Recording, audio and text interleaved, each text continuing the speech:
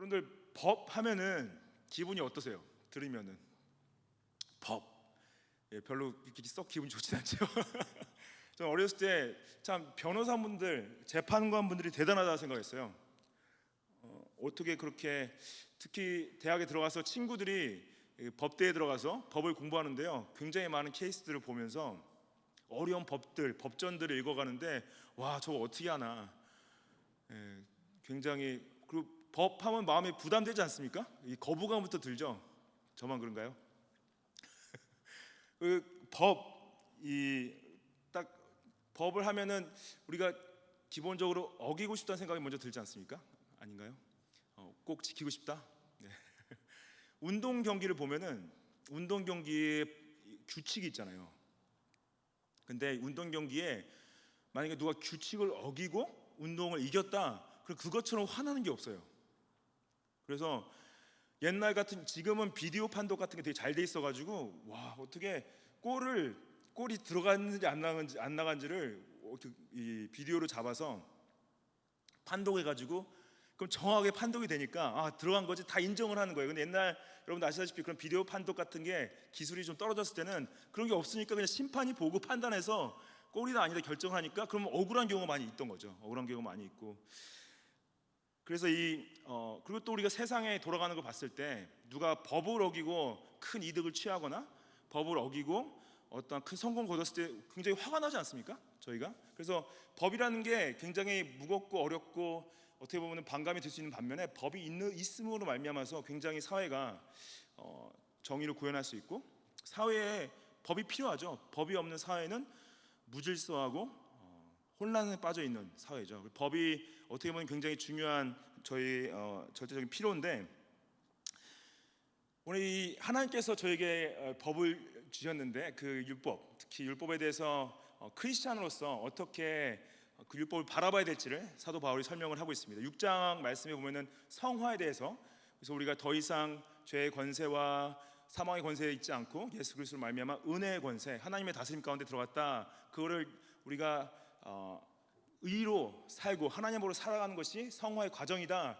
7장에서 이 율법이 어떻게 우리 성화의 과정에 어떤 역할을 하고 있는지 설명하는데, 오늘 특히 1절부터 11절까지 12절까지 말씀 보면요, 1절부터 5절까지 말씀에서는 율법이 가지고 있는 어떻게 보면은 부정적인 기능을 좀 말을 하고, 그 다음에 6절부터 12절까지는 율법이 가지고 있는 긍정적인 기능, 특히 성화에 있어서 중요한 기능을 하는 것을 함께 볼 수가 있습니다. 1절 말씀 보시면은, 형제들아 내가 법 아는 자들에게 말하노니 너희는 그 법이 사람이 살 동안만 그를 주관하는 줄 알지 못하느냐, 그러죠. 그래서 여기서 형제들아 내가 법 아는 자들 할 때, 여기서 형제들아 시작할 때 형제들은 누굽니까? 로마 교회 교인들이죠. 여기서 사도 바울이 로마서 1장 13절에 쓰고 두 번째 쓰는 표현입니다. 형제들아, brothers. 뭐냐? 한 번도 만나본 적이 없어요, 로마 교회 교인들을. 근데 자신의 형제예요. 왜냐? 그들이 그리스도를 믿고 그리스도 안에 교회 가운데 있기 때문에 그들은 자신의 형제다. 굉장히 친근한 표현입니다. 특히 한 번도 보지 않은 사람들한테 이런 표현을 쓴다는 것 자체는 어떻게 가능하냐? 그리스도를 알고 믿고 따르기 때문에 가능하다는 거죠.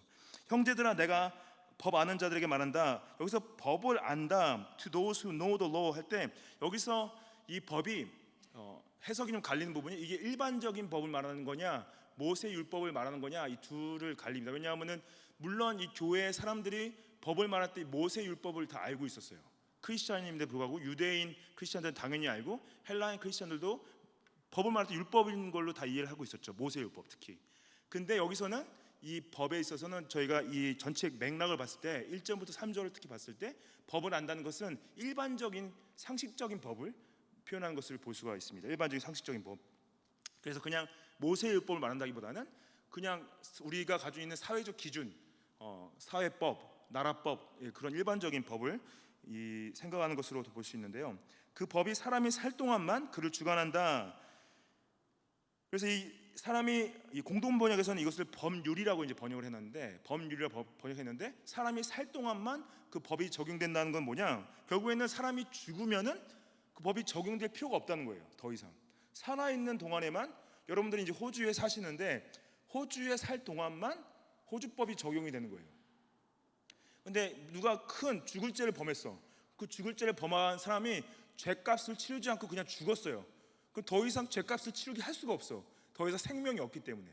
그 말을 하는 거죠. 그래서 이것이 법 안에 있는 것은 뭐냐? 그 사람이 법 안에 살 동안만 그를 주관한다. 그 표현을 쓰고 있는 거죠.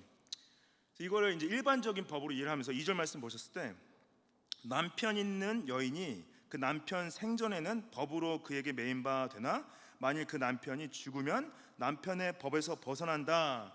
당시 유대 사회나 유대 사회뿐만 아니라 헬라 문화권 전체와 뭐 애굽도 마찬가지고 당시 여러 고대 문화권에서는 이 결혼 관계가 여자분이 남편에게 종속되는 법적인 관계였어요. 그래서 남편이 아내와 이혼할 수는 있어도 아내가 어떤 능동적으로 남편과 이혼할 수 있는 그런 법적인 것이 그렇게 강하진 않았습니다.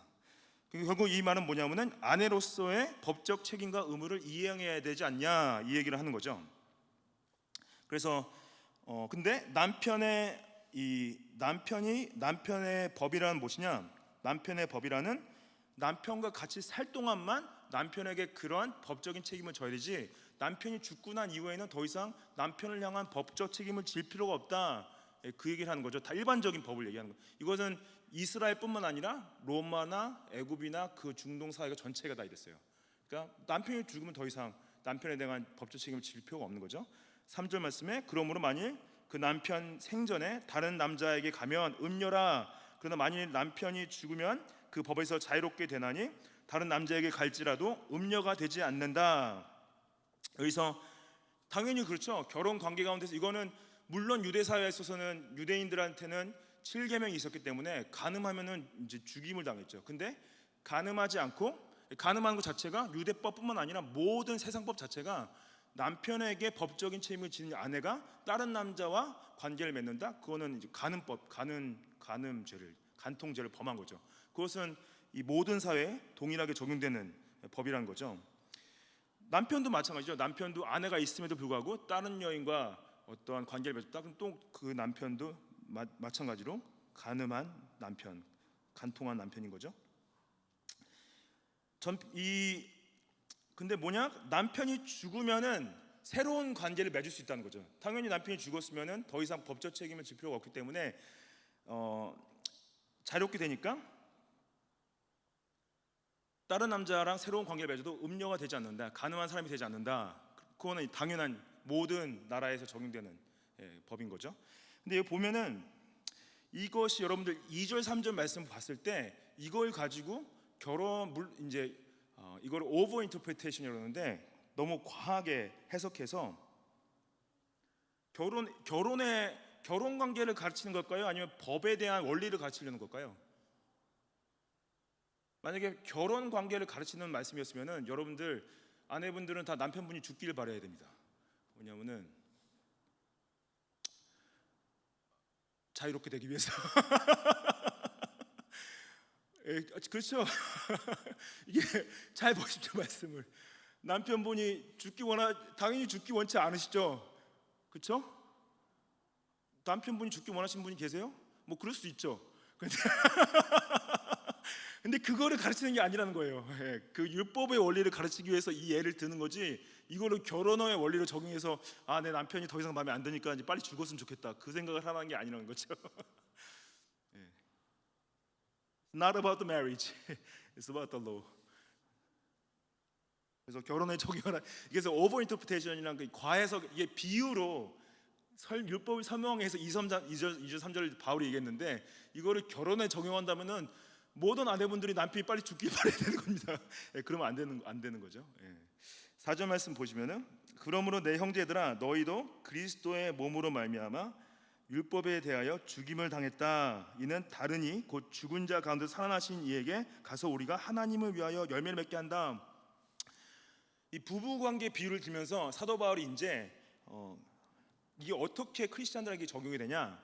우리가 그리스도와 함께 죽었기 때문에 더 이상 율법 아래에 있지 않고 새로운 그리스도의 관계 가운데서 하나님 앞에 열매 맺는 삶을 살 수 있게 됐다라는 말씀을 하시는 거예요. 여기 보면은 성도가 예수 그리스도의 아내로, 성도가 예수 그리스도의 아내 관계로 많이 비유가 되죠. 근데 여기서 예수님과 함께 죽었다는 것은 결국에는 우리 남편이 죽었다는 의미보다는 결국에는 예수 그리스도와 함께 옛사람이 죽었다는 의미를 말하는 거죠.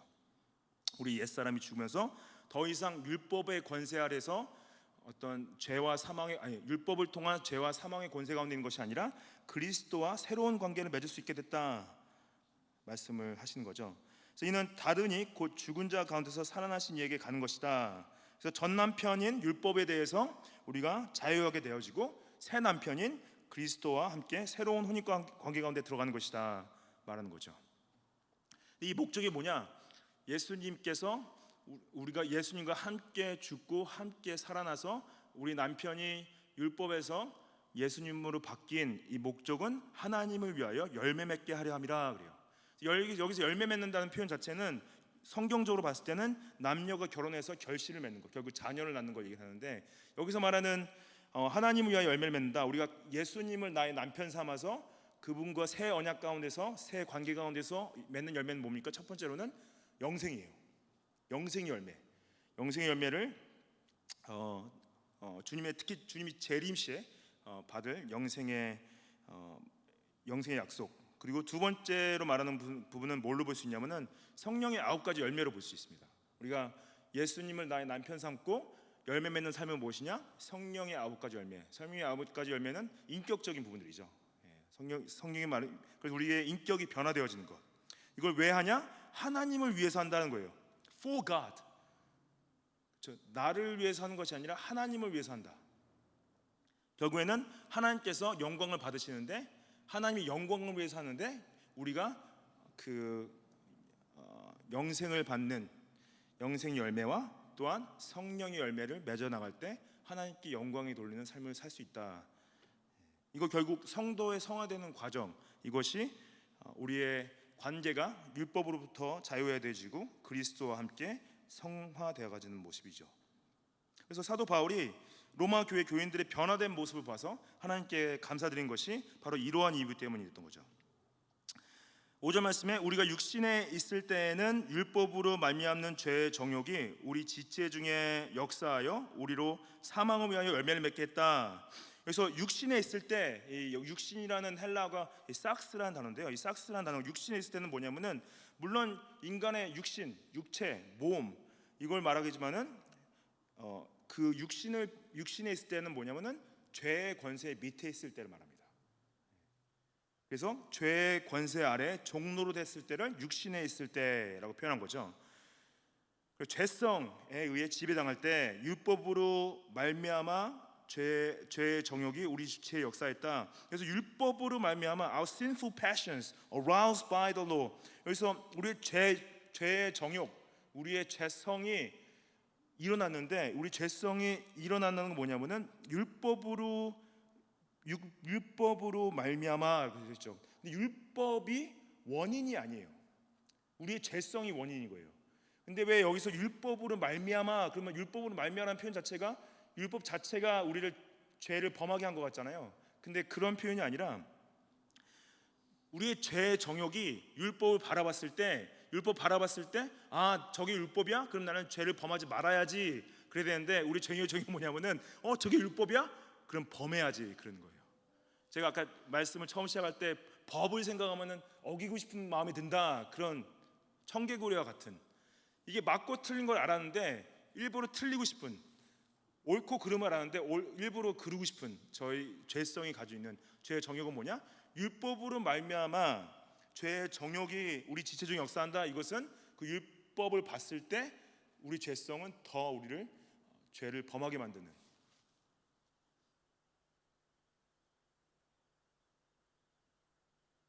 이 아담의 타락 이래 이 죄책이 전가되면서 우리 본성이 죄로 오염되어 있는 상태에서 하나님 앞에서 선을 행할 능력을 상실해 있는 인간의 상태를 바울이 지적을 하고 있는 거죠.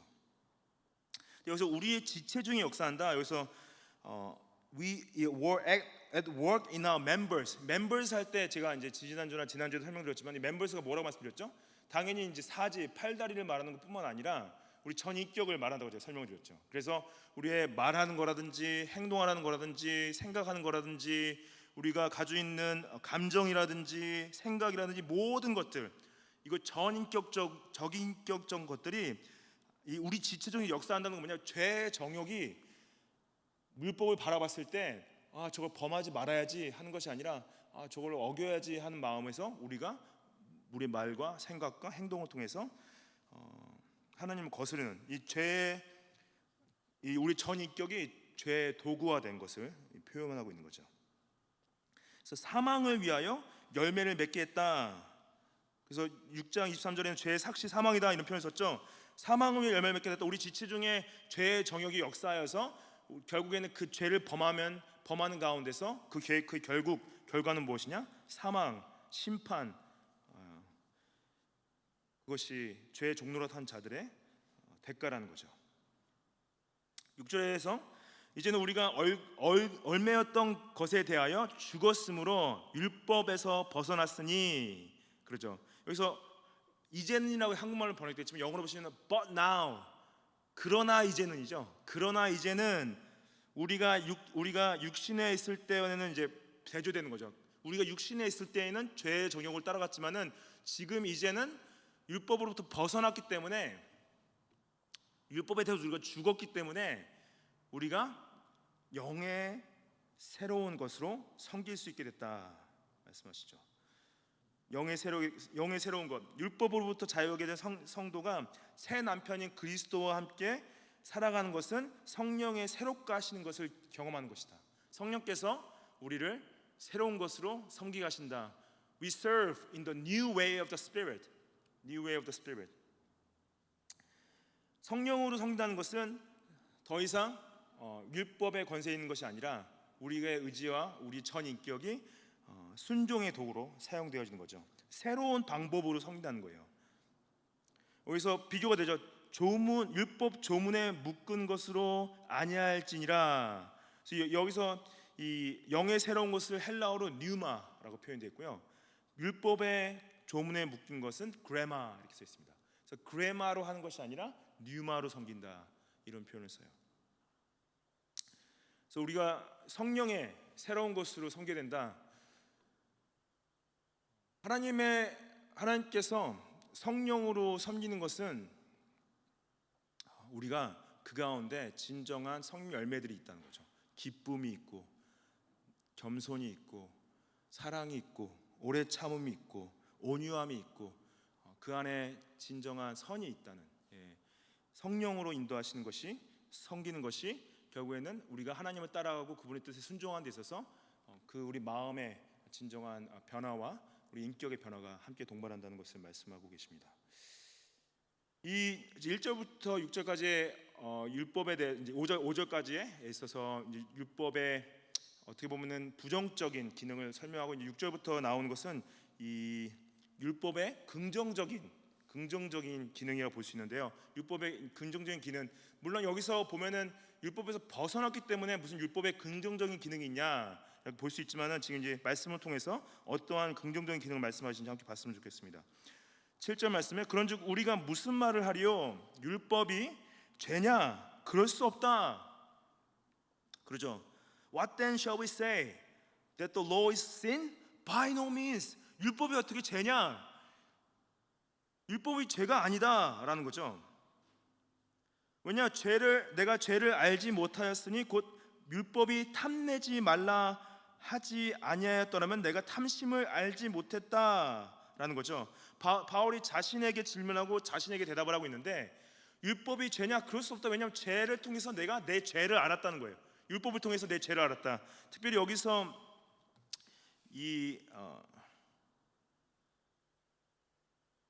율법으로 말미암지 않고는 내 죄를 알지 못했다. 이 부분이 왜 중요하냐? 이 당시 유대인들이 율법주의를 따라가고 있었죠. 왜냐하면은 율법을 통해서 자신들이 하나님 앞에서 의롭게 설 수 있다고 믿었어요. 근데 사도 바울도 그걸 따라가고 있었죠. 자신의 행위를 통해서 자신이 하나님 앞에서 의롭게 선자인 줄 알았어요. 근데 지금 예수님을 만나고 율법에 대해서 새로운 율법의 새로운 기능을 받는데 뭐냐? 그 전에는 자신이 율법을 다 행하고 있는 줄 알았는데 더 이상 자기가 난 율법을 행하지 못하는 사람이었구나, 나는 죄인이었구나라는 것을 봤다는 거죠. 그래서 근데 여기서 보면은 이 율법이 탐내지 말라 하지 아니했다면 내가 탐심하지 못했다. 여기서 몇 계명이죠? 10계명에서 5계명이요? 10계명 10계명의 5계명은 부모님을 존중하는 이게 탐심을 내지 말라. 탐내지 말라는 게 몇 계명이죠?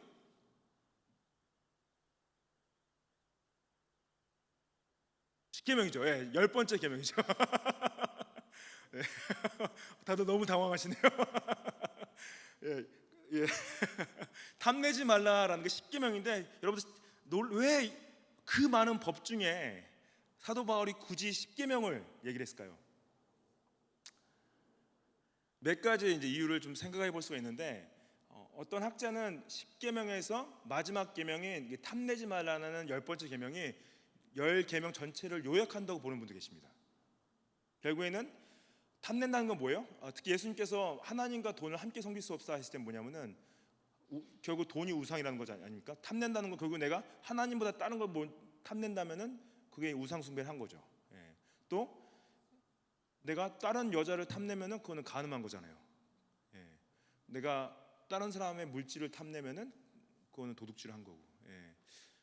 그런 것 때문에 10계명을 물론 요약했다고 보시는 분도 계시는데 그래서 10계명을 말하지 않았을까 하는 생각이 제 생각에는 근데 왜 이 10계명을 했냐면은 행위의 계명이 아니라 마음의 죄를 다루는 유일한 법입니다.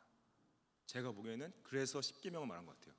자신이 분명히 사도 바울이 행위적으로는 다른 사람보다 깨끗할 수 있는데 자기가 10계명을 중에서 10번째 계명을 봤을 때는 분명히 자기 마음의 범죄를 본 거예요. 나중에 이제 17장 후반에 가면은 오호라 나는 공고한 자로다. 나는 내 안에 있는 이 범죄함을 어떻게 하나님 앞에서 해결받을 수 있을까라는 어떤 괴로움을 표현하지 않습니까? 결국엔 이게 뭐냐? 사도 바울도 그 거룩한 사도 바울도 자신이 죄인됨, 특히 자기 마음을 통해서 봤을 때 자신의 죄인됨을 본 거죠.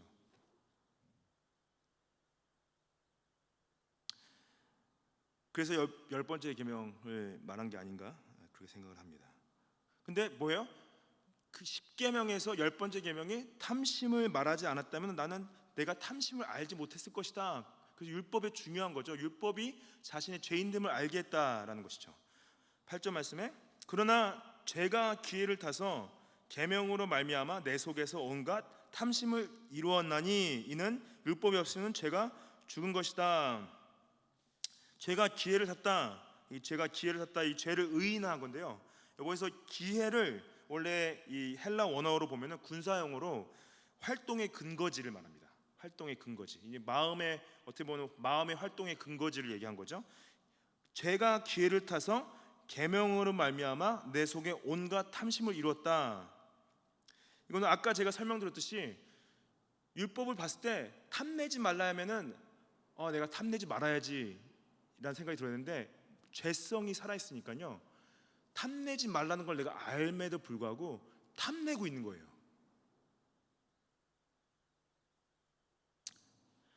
그래서 율법이 없으면은 죄가 죽은 것이라는 게 뭐냐면은 율법이 있기 때문에 탐심이 죄다 하나님께서 말씀해 주셨기 때문에 그게 죄구나 아는 거지. 그 말씀이 없었으면은 탐내는 내가 무슨 상관이야.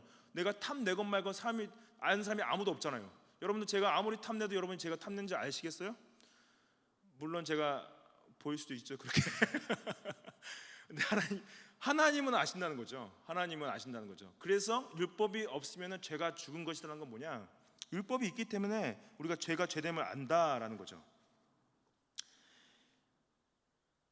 9절 말씀에 전에 율법을 깨닫지 못했을 때에는 내가 살았더니 계명이 이름에 죄는 살아나고 나는 죽었다. 전에 율법을 깨닫지 못했을 때, 근데 이것도 해석이 많이 갈리는 표현입니다. 사도 바울이 율법을 깨닫지 못했을 때가 언제였을까요? 율법의 의미를 몰랐을 때가 언제였을까요? 어떤 학자분들은 이거는 바울이 어렸을 때 어린 시절에 뭐 몇 살 되지 않았을 때 천진난만할 때 그때 율법을 깨닫지 못했을 때를 말하는 게 아닌가 말하는 분들이 계세요.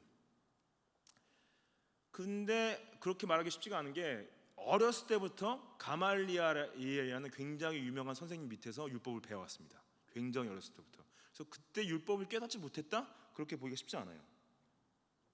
그리고 어떤 학자분들은 이것이 바울 개인의 상태이라기보다는 이스라엘 전체의 어떤 상태를 자신이 동용을 시켜서 생각한다라는 분도 계세요. 근데 그것도 솔직히 좀 약간 그렇다기에는 자기 I was once 이렇게 표현한 거 보면은 물론 그렇게 생각할 수도 있을지만은 자기 좀 더 개인적인 얘기를 하는 게 아닌가 볼 수가 있죠. 근데 이건 뭐냐면 제가 봤을 때는 이제 제가 보기에 좀 그래도 공감이 가는 해석은 뭐냐면은 바울이 율법을 알았는데 율법의 근본 정신을 미처 깨닫지 못하고 자신의 율법을 과시했을 때라고 생각합니다. 율법의 근본 정신이 뭐예요? 하나님을 사랑하고 이웃을 사랑하는 거죠. 하나님 사랑, 이웃 사랑을 그걸 진짜 깨달았다면은 자신이 어떤 행위를 통해서 의롭게 된다는 그 과시함을 하지 않았을 텐데 그렇게 살았던 거예요. 너무나 정말 바리새인으로서 율법학자로서 크리스찬들을 죽이려고 막 쫓아다니지 않았습니까? 그때 예수님을 모르는 상태에서 자신의 의를 과시하려는 그때를 얘기하는 것이 아닌가. 그래서 바울이 회심 이전에 율법을 바라봤을 때 깨닫지 못한 때를 보고요.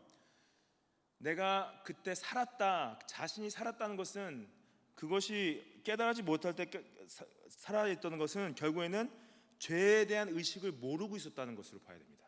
왜냐하면 예수님을 만나서 회심하기 전의 상태를 얘기했다면은 그때 자신이 살아 있었다는 말 자체가 말이 안 돼요.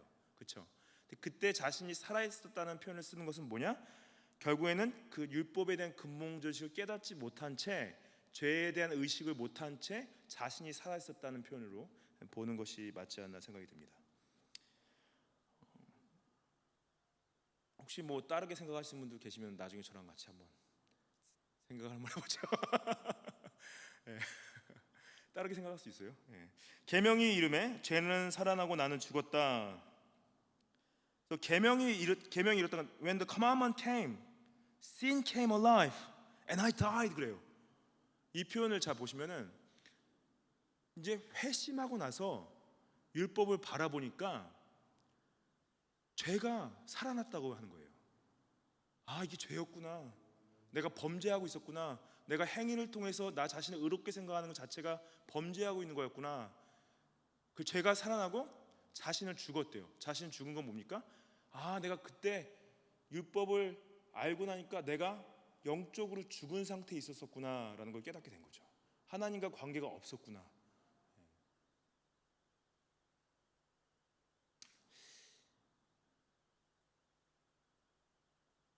10절 말씀에 생명에 이르게 할 그 계명이 내게 대하여 도리어 사망에 이르게 하는 것이 되었도다 그래요. The very commandment that promised life proved to be death to me. 그게 계명 자체. 여러분들 왜 이게 여기서 생명에 이르게 하는 계명이냐? 하나님께서 이스라엘 백성들한테 특히 도덕법, 모세율법을 줬을 때는 10계명을 줬을 때는요. 이스라엘 백성들을 애굽에서 구출하시고 나서 시내산에서 그들이 앞으로 하나님을 어떻게 하나님의 백성으로 살아갈 수 있을지 하나님의 기준과 하나님이 누구신지를 가르쳐주기 위해서 십계명을 줬던 거예요. 은혜로 주신 거죠. 그거를 따라갔을 때, 그걸 순종했을 때 생명의 길로 인도하시기 위해서 그 계명을 먼저 주신 거예요. 그래서 그 율법의 근본 정신인 하나님 사랑과 이웃 사랑을 어떻게 하는지 알게 하시려고 십계명을 주셨는데 그 생명에 이르는 법 자체가 도리어 사망에 이르게 됐다. 결국에는 그것을 자기 의로 생각하고 자신이 그걸 통해서 의롭게 될 수 있었다는 그 오해를 하고 있었던 것이 사망에 이르게 했다는 거죠. 결국에는 율법을 바라봤을 때 아, 나는 죄인이구나. 아, 나는 하나님의 은혜의 구원이 필요하구나.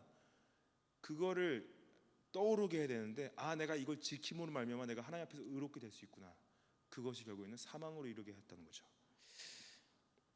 11절 말씀에 죄가 기회를 타서 계명으로 말미암아 나를 속이고 그것으로 나를 죽였다. 죄가 기회를 타서 계명으로 말미암아 나를 속였다. 아까도 이제 이 기회의 말씀을 opportunity, sin seizing the opportunity. 근데 아까는 몇 절이었죠? 8절 말씀에 죄가 기회를 타서 계명으로 말미암아 내 속에서 온갖 탐심을 이루었다. 아까 이제 죄가 기회를 타서 탐심에 대한 부분을 다뤘는데 여기 보시 11절 말씀 보시면은 여기서 죄가 기회를 타서 계명으로 말미암아 나를 속였다 그래요.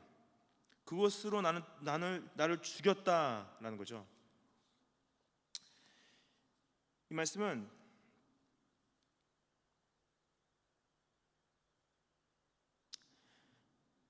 이 속였다 영어로 보시면 deceived me, 이 deception, 속인 것, 미혹했다 이 단어가 어디랑 연결되어지냐면은 사단이 하와를 미혹했다라는 표현과 연결됩니다. 사단이 하와를 속였다. 어떻게 속였어요? 하나님께서 아담에게 너희가 이 선악을 알게 하는 나무를 먹지 말라. 먹는 날에는 정령 죽을 것이다 그랬죠. 근데 사단이 뭐라고 속여요? 아니다. 결코 죽지 않는다. 너희가 이걸 먹으면은 너희 눈이 밝아져서 하나님과 같이 될 것이다. 그러죠. 이 죄가 기회를 타서 생명으로 말미암아 나를 속였다는 건 뭐냐면요. 계명 자체가 잘못됐다는 게 아니에요. 죄가 잘못됐다는 거예요. 그 죄가 나를 속였다는 거예요. 나를 미혹했다는 거죠. 율법을 오해하게 만들었다는 거예요. 그것으로 말미암아 자신을 죽였다는 거죠. 죄가 율법을 바라보면서 그래 너 이거 네가 의롭게 될 수 있어. 너 자신이 하나님 될 수 있어. 이걸 지킴으로 네 자신이 의롭게 될 수 있어. 자신을 속였다는 거예요. 그렇기 때문에 자신이 죽었다. 12절 말씀에 이로 보건대 율법은 거룩하고 계명도 거룩하고 오려며 선하다. 이로 보건대 죄가 문제지 율법이 문제가 아니다. 율법은 선하고 거룩하고 의롭다. 율법은 하나님께서 은혜로 주신 것이다. 하나님의 절대선 되심을 드러내신 것이다. 하나님의 기준을 드러내신 것이다. 하나님의 선하심을, 하나님의 거룩하심을, 하나님의 의로우심을 드러내신 것이다. 그것이 율법이다 하는 거죠. 결국은 뭐예요? 그 율법의 선함과 거룩함, 이 하기오스라는 헬라어인데 이 거룩함은 하나님께서 절대적으로 우리와 구별되시는 특별히 죄로부터 구별되신 거 말하고요. 하나님의 의로우심은 디카이오스라는 단어인데 하나님께서 자신의 거룩이 피조물을 통하여서 자신의 의를 드러내시는 것. 선함은 아가도스라는 단어인데요. 하나님의 자신이 근본선, 절대선 되시는 것, 도덕법의 기준이 되시는 걸 말씀을 하시는 거죠. 여러분들 우리가 분명히 율법으로부터 자유하게 됐을 때는 모든 법에서 자유한 거예요. 제가 전에 말씀드렸을 때 물론 제가 그 세 가지 법이 있었다고 말했죠. 뭐예요? 사회법, civil law, ceremonial law, 제사법, 그 다음에 도덕법, moral law가 있었죠. 우리가 moral law랑 그 제사법이랑 사회법 세 가지에서 완전히 자유하게 된 거예요. 근데 그 자유는 뭐냐면요.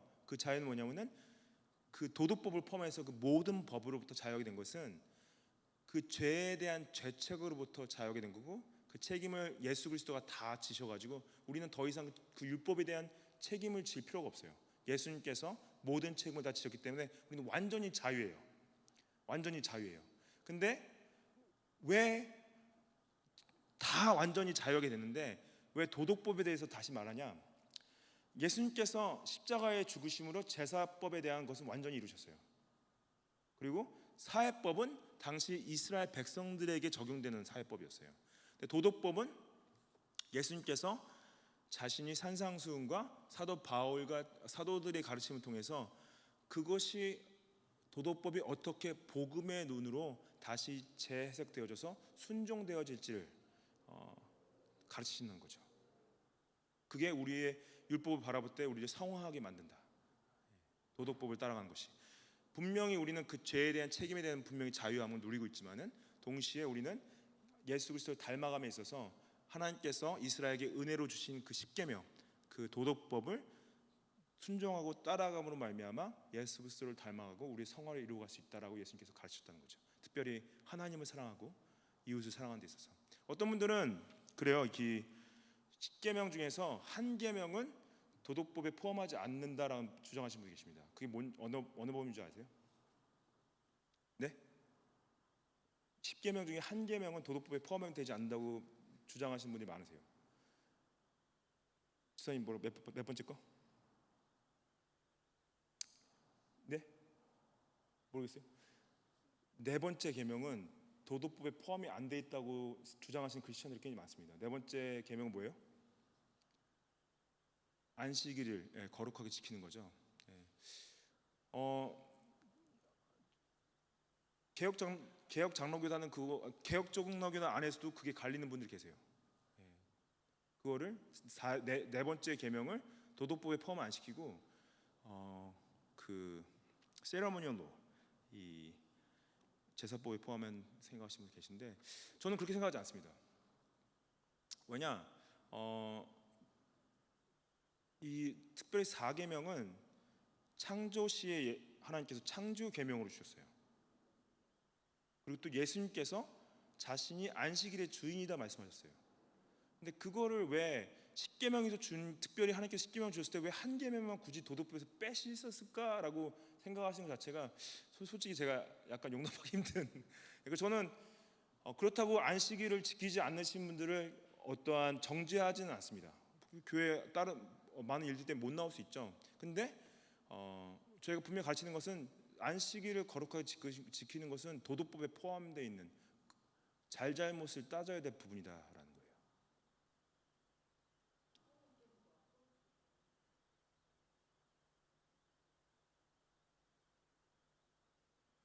그렇죠. 예, 막 거기에 이제 여러 가지 이유가 있어요. 예, 그렇게 해석하시는 이유가. 근데 그렇게 해석하는 것 자체가 분명히 이제 중요한 이유들이 있죠.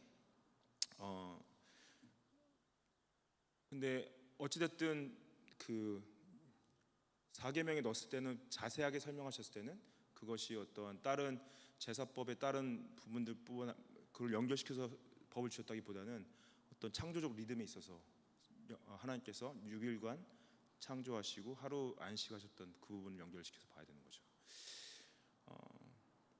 근데 뭐 다른 해석을 할 수도 있죠.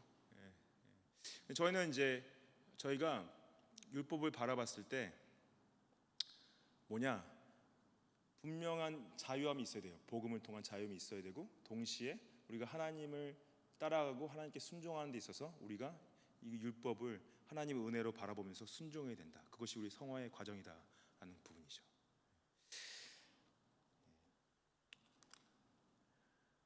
쉽지 않죠? 왜냐하면 우리가 법 그러면은 무슨 생각부터 들어요? 반감부터 든다. 근데 우리가 사랑 그러면은 반감이 덜 들죠. 그래서 우리가 특히 십계명을 바라봤을 때 하나님 사랑하고 이웃 사랑하는 거구나. 그 마음을 먼저 품었을 때 우리가 그 주님의 말씀에 순종할 수 있음을 믿고 신뢰합니다. 같이 기도하고요. 말씀 마치도록 하겠습니다.